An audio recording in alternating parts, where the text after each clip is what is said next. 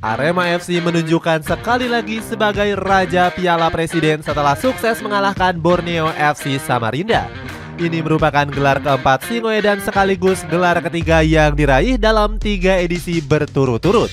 Kesuksesan ini menjadi sinyal jika Arema FC akan bangkit dari keterpurukan setelah sempat diisukan bubar. Cetak Gol coba merangkum kembalinya marwah Arema FC pasca dilanda masalah bertubi-tubi sebagai berikut.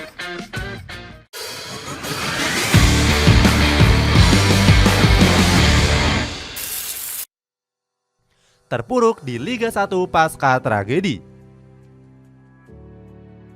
Nasib Arema FC semakin terpuruk setelah tragedi Kanjuruhan yang memakan ratusan korban jiwa.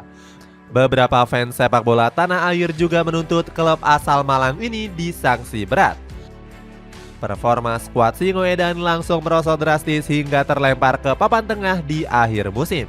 Padahal pasukan Biru Langit ini sempat menyentuh posisi 6 besar di awal musim 2022-2023. Arema FC semakin terpuruk di musim 2023-2024 setelah terlempar ke zona degradasi.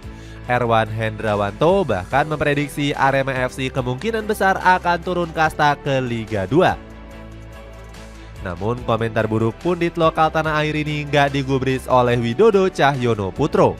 Pelatih Arema FC itu sangat optimis kalau anak asuhnya akan berjuang habis-habisan. Benar saja prediksi Widodo tepat sasaran karena skuad Singoedan akhirnya bertahan di Liga 1. Sementara itu Rans Nusantara FC justru harus bernasib buruk setelah terdegradasi ke Liga 2. Sempat diisukan bubar. Bukan hanya nyaris degradasi, Arema FC juga hampir bubar karena desakan netizen. Fans sepak bola Indonesia marah besar-besaran karena skuad Singoedan gak kunjung dihukum berat. PSSI hanya menghukum Arema FC dengan larangan menggelar laga di kandang Stadion Kanjuruhan. Sanksi ini dinilai gak sebanding dengan hilangnya nyawa 135 korban.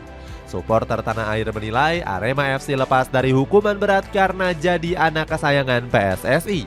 Dugaan itu semakin menguat setelah skuad Singoedan punya sosok penting yang menjadi petinggi federasi seperti Iwan Budianto. Ex-wakil ketua umum PSSI ini memegang saham Arema FC senilai 3,75 miliar rupiah. Iwan Budianto dianggap sukses menahan pihak federasi untuk menjatuhkan sanksi berat ke skuad Singoedan. Tekanan yang semakin besar dari para supporter juga membuat Arema FC di ujung tanduk. Meskipun begitu, Tatang Dwi Arifianto selaku komisaris PT Arema berjanji akan mempertahankan klub agar nggak bubar.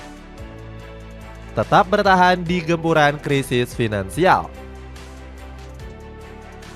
Hebatnya Arema FC sanggup bertahan dari situasi-situasi sulit. Hanya saja skuad Singoedan harus berjauhan dengan para fans mereka karena nggak bisa bermain di Stadion Kanjuruhan. Pemerintah merenovasi Stadion Kebanggaan Arema Malang ini senilai 330 miliar rupiah.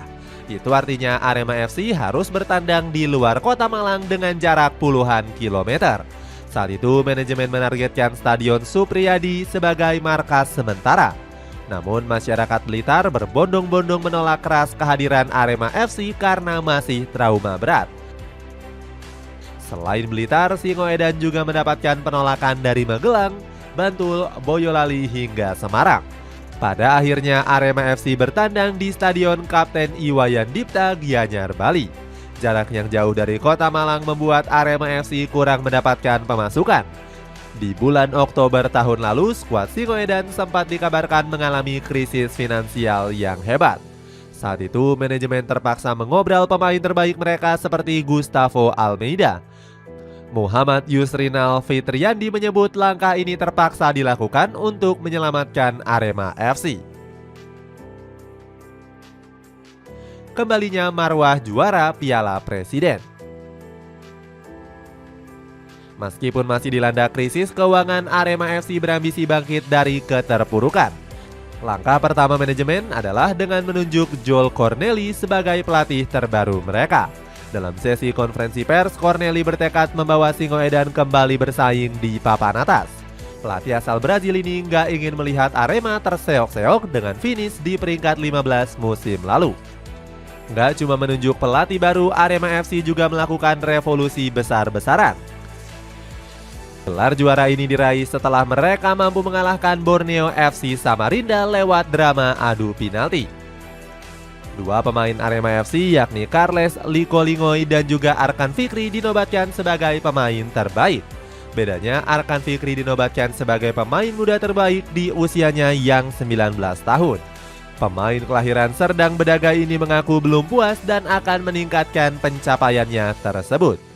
Itulah ulasan kembalinya marwah Arema FC juara Piala Presiden pasca dilanda masalah bertubi-tubi. Bagaimana pendapatmu? Apakah Arema FC bisa bersaing di papan atas klasemen di musim nanti? Coba tulis pendapatmu di kolom komentar di bawah ini.